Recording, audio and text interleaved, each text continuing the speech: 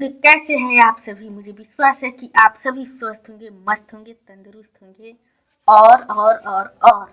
और हम आज से हम भी 12th क्लास पढ़ाना स्टार्ट कर रहे हैं। मेरा ये पहला साल होगा और मैंने जस्ट ही 12th क्लास का एग्जाम दिया है। अभी तक रिजल्ट तो नहीं आया है, लेकिन अच्छा ही आएगा। तो हम आपको इस चैनल पर सिर्फ फिजिक्स और मैथ को ही अच्छे से पढ़ा पाएंगे, बता पाएंगे, और सब्जेक्ट में भी कुछ कुछ गाइड हम कर देंगे। लेकिन स्पेशली हम फिजिक्स और मैथ का पूरा सिलेबस यूट्यूब पर खत्म करेंगे। विश्वास है कि अगस्त या अक्टूबर सितंबर तक कंप्लीट हो जाए। तो ये जो है पूरे फिजिक्स का है। और आज इस वीडियो में फिजिक्स का सिलेबस डिस्कशन होगा। फिजिक्स का सिलेबस डिस्कशन होगा। तो फिजिक्स जो है पूरे 100 मार्क्स का होता है, ये तो मालूम होगा। 100 मार्क्स का होता है फिजिक्स, जिसमें से 70 मार्क्स जो होता है थ्योरी का होता है, और 30 मार्क्स जो होता है प्रैक्टिकल का होता है, जो हमारे स्कूल में या कॉलेज में स्कूल के सर लोग द्वारा ही दिया जाता है। और लेकिन हमें तैयारी करनी पड़ती है 70 मार्क्स के थ्योरी की। तो इसमें जो होता है 35 हमारा ऑब्जेक्टिव बनाना रहता है, और 10 लघु उत्तरीय बनाना पड़ता है, और 3 दीर्घ उत्तरीय बनाना पड़ता है। कुल प्रश्न जो होता है ऑब्जेक्टिव में 70 ऑब्जेक्टिव रहता है, जिसमें से हमको केवल 35 बनाना रहता है, और लघु उत्तरीय भी 20 रहता है, जिसमें से हमें 10 बनाना रहता है, और लघु उत्तरीय 6 होता है, जिसमें से हमको 3 बनाना रहता है। और ऑब्जेक्टिव की बात करें तो हर एक ऑब्जेक्टिव 1 मार्क्स का होता है। हर एक 70 ऑब्जेक्टिव है और 1 मार्क्स का रहता है, यानी 70 मार्क्स। फिर हमारा शॉर्ट क्वेश्चन आंसर होता है लघु उत्तरीय। ये जो होता है पूरे 20 गो क्वेश्चन रहता है, और एक क्वेश्चन 2 मार्क्स का होता है, यानी ये हो गया 40 मार्क्स। फिर दीर्घ उत्तरीय प्रश्न यानी कि लॉन्ग क्वेश्चन आंसर, ये रहता है 6 गो, एक क्वेश्चन 5 मार्क्स का, यानी 6 पचे 30 मार्क्स। और ये हो गया, मतलब अगर ये डबल क्वेश्चन रहेगा तो इतना हुआ। लेकिन हमें बनाना रहता है 50% प्रश्न। तो इसमें से हमें 35 ऑब्जेक्टिव, शॉर्ट क्वेश्चन आंसर 10 गो, और लॉन्ग क्वेश्चन आंसर 3 गो। तो ये हो गया कितना, ये हो गया 35, ये हो गया 10 दूना 20, और 3 पचे 15। ये कुल मिला के हमारा हो गया 70 मार्क्स हो गया। ये हमारा थ्योरी का हो गया। इतना 70 मार्क्स जो होता है थ्योरी में मिलता है, और 30 मार्क्स जो है हमारे प्रैक्टिकल के लिए मिलता है। और इसमें चैप्टर की बात करें तो सभी अपने अपने, इसमें पूरे 10 यूनिट है फिजिक्स में, पूरे 10 गो यूनिट है, और प्रत्येक यूनिट में 1 2 या 3, किसी में एक ही चैप्टर है, और सभी यूनिट का अपना अपना मार्क्स वेटेज है। तो इसमें हमारे पास, मतलब हमारे एनसीईआरटी के फिजिक्स किताब में, हमारे एनसीईआरटी के फिजिक्स की किताब में कुल 15 चैप्टर है, कुल 15 चैप्टर है, और सभी चैप्टर का अपना अपना वेटेज है। कुछ जो होता है बहुत ज़्यादा इम्पोर्टेंट है, कुछ कम इम्पोर्टेंट है। हाँ, तो कुछ से मतलब अधिक क्वेश्चन आंसर आता है, कुछ चैप्टर से, कुछ यूनिट से कम क्वेश्चन आता है। और हमारे फिजिक्स में कुल 3 शाखाएं हैं, प्रत्येक शाखाओं का अपना अपना मार्क्स वेटेज है। चलिए उसको भी हम दिखा देते हैं। और ये तो देखिए, ये हुआ फिजिक्स, और ये थ्योरी 70 मार्क्स का, प्रैक्टिकल 30 मार्क्स का, जिसमें से ऑब्जेक्टिव 35 मार्क्स, सब्जेक्टिव भी 35 मार्क्स। इसके एग्जाम पैटर्न किस प्रकार है, ऑब्जेक्टिव प्रश्न, short question answer, long question answer. Objective कुल 35 मार्क्स का, शॉर्ट क्वेश्चन आंसर 20 मार्क्स का, लॉन्ग क्वेश्चन आंसर 15 मार्क्स का, और ऑब्जेक्टिव 15, शॉर्ट आंसर का मार्क्स 20, और ये 15, ये कुल मिला के 70 हो गया। और हमारे फिजिक्स में कुल 3, अगर फिजिक्स के 3 ब्रांच में बांटे तो एक हमारा ब्रांच हो गया क्या, विद्युत चुंबकत्व वाला ब्रांच, और दूसरा हो गया प्रकाशिकी यानी ऑप्टिक्स वाला, और आधुनिक मॉडर्न फिजिक्स वाला। विद्युत चुंबकत्व से ये कुल 34 मार्क्स का वेटेज है इसका, और प्रकाशिकी में से ये अकेले 14 मार्क्स का, और आधुनिकी भौतिकी ये जो है 22 मार्क्स का। और विद्युत चुंबकत्व चैप्टर में चैप्टर 1 से लेकर 8 तक होता है, ये पूरा विद्युत चुंबकत्व है। और ये इसका पार्ट मतलब ये 1 से 8 पार्ट फिजिक्स जो है, फिजिक्स का 2 किताब है, तो पार्ट 1 किताब में ये इतना चैप्टर आ जाता है। पूरा विद्युत चुंबकत्व एक फिजिक्स 1 पार्ट में ही हो गया है। और जो दूसरा पार्ट है, फिजिक्स का दूसरा पार्ट है, मतलब दूसरा किताब, उसमें जो होता है 9 पार्ट से 11वां चैप्टर जो है ये ऑप्टिक्स का है। और जो आधुनिक फिजिक्स है उसमें जो चैप्टर 11 से लेकर 15 तक जो है वो आधुनिक भौतिकी होता है। तो ये तो हो गया मार्क्स वेटेज। और बात करते हैं फिजिक्स के प्रत्येक चैप्टर के बारे में। देखिए, ये यूनिट 1 हो गया। यूनिट 1 में 2 चैप्टर आते हैं, और ये यूनिट 1 में 2 चैप्टर आता है, चैप्टर 1 एंड चैप्टर 2। और इसमें पहला चैप्टर जो है, जो फिजिक्स का फर्स्ट चैप्टर है, विद्युत आवेश तथा क्षेत्र।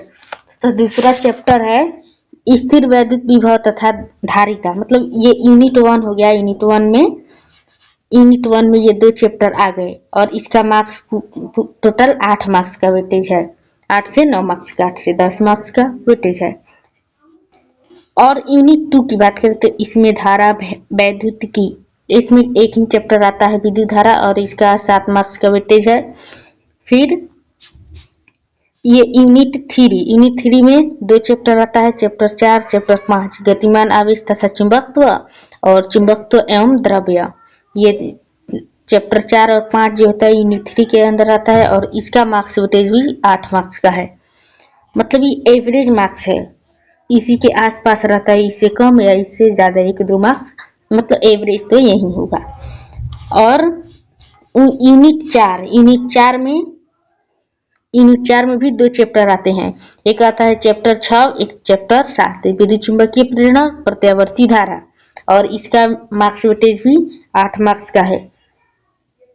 इसके बाद यूनिट 5 में एक ही चैप्टर आता है, चैप्टर 8 विद्युत चुंबकीय तरंगे, और इसका मार्क्स 2 से 3 होता है, या 3 या 4, अधिकतर 4-5 इतना ही रहता है। तो ये तो, और यह जो है पार्ट 1 बुक का है। फिजिक्स का 2 बुक होगा, पार्ट 1 पार्ट 2। तो ये पार्ट 1 में ये इतना हो गया, और यह यूनिट 5 तक हो गया। फिर जब फिजिक्स का पार्ट 2 बुक होगा, उसमें सेकेंड बुक में जो होता है 2 शाखाएं आती है, एक प्रकाशिकी शाखा, एक आधुनिक भौतिकी। और प्रकाशिकी के अंतर्गत पूरे 3 चैप्टर आते हैं, एक किरण प्रकाशिकी में प्रकाशिकी, तरंग प्रकाशिकी, विकिरण तथा द्रव्य की द्वैत प्रकृति, ये। और जो यूनिट 6 हो गया, और ये हमारा मान लीजिए यूनिट 6 पूरे ऑप्टिक्स, पूरे 14 मार्क्स का वेटेज है इसका। 14, 15, 16 इतना ही रहता है, इससे ज्यादा भी रहता है, मतलब एवरेज इतना ही रहता है। और इसमें 2 चैप्टर आता है, चैप्टर 9 और चैप्टर 10 किरण प्रकाशिकी एवं प्रकाशिकी यंत्र, और तरंग प्रकाशिकी। फिर यूनिट 7 में एक ही पार्ट आता है, और इसका मार्क्स वेटेज पूरे 4 से 5 मार्क्स का है। 4, 5 या 6 बस इतना ही रहता है, इससे कम भी रहता है। मतलब इसका मार्क्स, एवरेज मार्क्स वेटेज इतना ही है। और इसमें चैप्टर 11वां आता है विकिरण तथा द्वैत की प्रकृति। फिर हमारा शाखा आ गया तीसरा, आधुनिक भौतिकी, और इसके अंतर्गत यूनिट 3 को आएंगे, यूनिट 8, यूनिट 9, यूनिट 10। तो यूनिट 8 में भी 2 चैप्टर है, एक परमाणु चैप्टर, एक नाभिक चैप्टर, चैप्टर 12 परमाणु, चैप्टर 13 नाभिक, और इसका मार्क्स वेटेज पूरे 6 मार्क्स का है। और यूनिट 9 जो है पूरे 7 मार्क्स का है, इसमें एक ही चैप्टर आता है, चैप्टर 14 अर्धचालक इलेक्ट्रॉनिकी पदार्थ युक्तियां तथा सरल परिपथ। और यूनिट 10 में एक चैप्टर रहता है संचार व्यवस्था, जिसका मार्क्स वेटेज है टोटल 5 मार्क्स का है। तो ये तो हो गया हमारे फिजिक्स के जो किताब हुए उसमें जो कितने कितने चैप्टर है, उसका कितना मार्क्स का वेटेज है, ये हो गया। अब बात करते हैं फिजिक्स को पढ़ना कैसे है। ये तो हो गया उसका सिलेबस, एग्जाम में कितना प्रश्न होता है, कितना टकराता है, तो ये सब हो गया। और फिर आता है इसको अब हम पढ़ेंगे कैसे। ये सिलेबस तो हो गया, लेकिन पढ़ना कैसे है, चलिए वो भी बता देते हैं, थोड़ा सा गाइड कर देते हैं।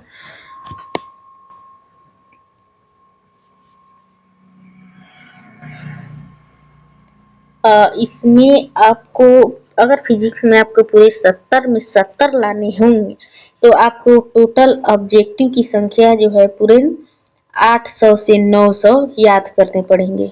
800 से 900 वैसे भी आप चैप्टर पढ़िएगा तो ये बन ही जाएगा, लेकिन 800 से 900 अगर इतना ऑब्जेक्टिव आप याद कर लेते हैं और शॉर्ट क्वेश्चन आंसर में 200 से 250 क्वेश्चन आंसर हो गया, ये याद कर लेते हैं। और लॉन्ग में लॉन्ग क्वेश्चन भी होता है लगभग 50 से 70।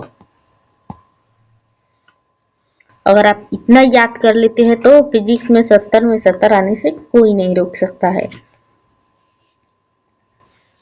अब आपको इतने सब याद करने पड़ेंगे और ऑब्जेक्टिव तो टेस्ट लगाकर ही बढ़िया हो सकता है।